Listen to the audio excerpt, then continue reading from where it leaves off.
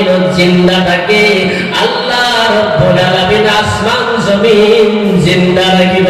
সুবহানাল্লাহ।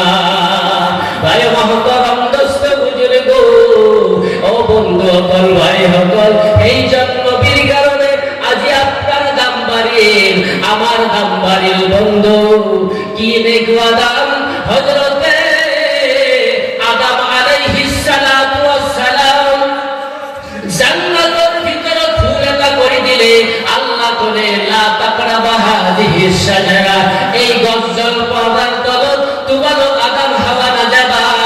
কিন্তু দুইজনে এবার খুশি গল, তেওঁলোকক দুনিয়ার জমিনত পঠাই দিলে। 1 বছর নহয়, 2 বছর নহয়, 3.5 মতন্তরের তেওঁলোকে কান্দিলে। 3.5 বছর কান্দার পিছত আদম হাওয়ার গুনাহ আল্লাহ মাফ করে দিলে।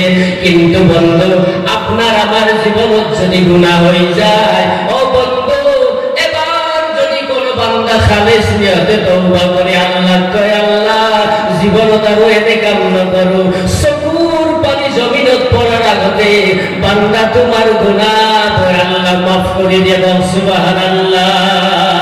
এই দাম, এই ইজ্জত শ্রেষ্ঠ নবীর উম্মত হওয়ার কারণে।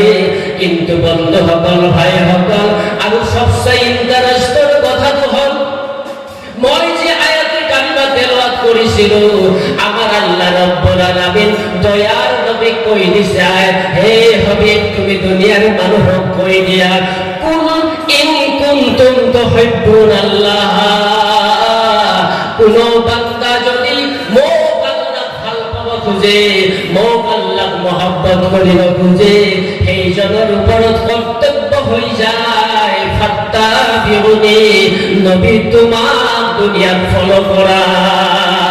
নবীকে ফলো করি যদি কোন বান্দায় দুনিয়া চলে, ওয়াগফির লাকুম যুনুবা, তেও জীবনের গুনাহ পর আল্লাহ মাফ করে দিব। ও বন্ধু, কেবল মাফে হই না যায়, আল্লাহ রব্বুল আলামিন কয়, এইজন বান্দা মই আল্লাহ ভাল পাব। নবীজি